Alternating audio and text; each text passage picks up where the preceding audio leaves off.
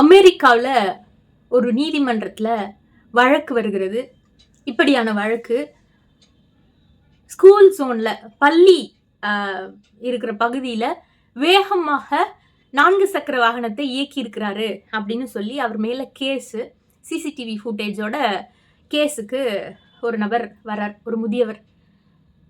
அவர்கிட்ட நீதிபதி கேட்குறாரு, ஏன் நீங்கள் வந்து ஸ்கூல் ஜோனில் இவ்வளவு வேகமாக ரேஷ் டிரைவிங் பண்ணினீங்க அப்படின்னு கேட்குறாரு. அதுக்கு அந்த முதியவர் சொல்கிறார், என் பையனுக்கு ஹாஸ்பிட்டல் போகணும், அவனுக்கு கேன்சர், அவன் ஒரு மாற்றுத்திறனாளி, ஹாஸ்பிட்டல் கூட்டிகிட்டு போயிட்டு இருந்தேன், நான் வேகமாலாம் வண்டி ஓட்டலை, நான் ரூல்ஸை ஃபாலோ பண்ணி தான் வண்டி ஓட்டினேன் அப்படின்னு அந்த ரேஷ் டிரைவிங் பண்ண அந்த நபர் சொல்கிறார்.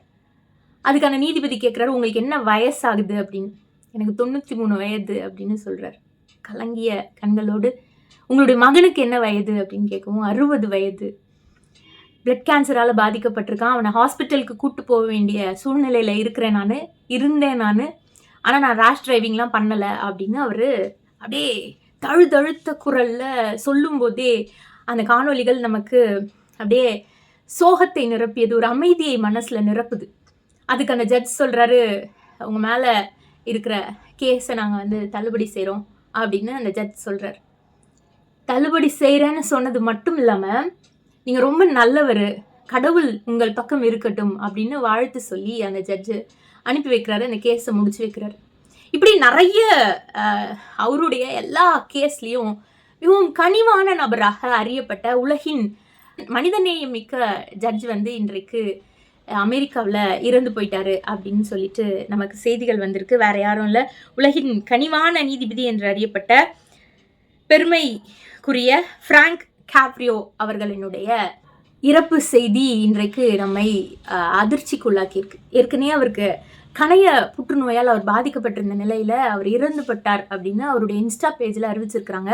அந்த செய்தி உலகம் முழுவதும் இப்போ மக்களை சோகத்தில் ஆழ்த்தியிருக்கு. இது மாதிரி நிறைய கேசஸ் அவர் வந்து ரொம்ப அழகாக டீல் பண்ணியிருப்பார்.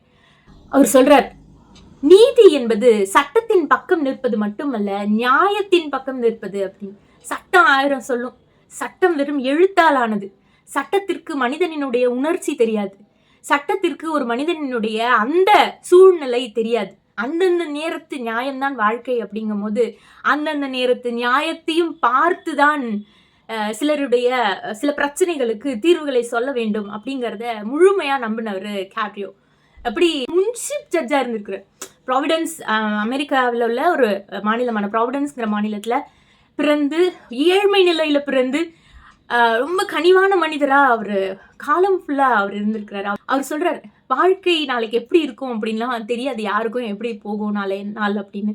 எல்லோரிடமும் அன்பாக இருங்கள். ஒரு மாத்திரை செய்யாத விஷயத்த ஒரு சின்ன அன்பு ஒரு தீர்வை சொல்லிவிடும் உடல் பிரச்சனைக்கோ மனப்பிரச்சனைக்கோ அப்படின்னு அவர் சொல்றார். இது வந்து ஒரு மருத்துவரினுடைய வாக்குமூலம் மாதிரி இருக்குல்ல உங்களுக்கு, ஆனால் அது ஒரு நீதிபதியினுடைய கூற்று. அவ்வளவு சிறந்த மனிதராக அறியப்பட்ட காப்ரியோ அவர்கள் இறந்த செய்தி நமக்கு வந்து துயரத்தை தான் தருகிறது. இருந்தாலும் அப்படியான மனிதர்களை எல்லாம் நாம் தொடர்ந்து வாசித்து அவர்களை குறித்தெல்லாம் சிந்திக்க வேண்டிய அவசியம் இருக்கிறது. இங்கே மனிதநேயம் குறைவாக இருக்கிற காலகட்டத்தில் மனிதநேயம் மிக்க மனிதர்களாக நம்மை பழக்கி கொண்டே இருக்க வேண்டிய சூழ்நிலை நமக்கு இருந்து கொண்டே இருக்கிறது. மனிதநேயம் மிக்க நபர்களாக வாழ்வோம், மனித நேயத்தை போற்றுவோம். நன்றி, வணக்கம்.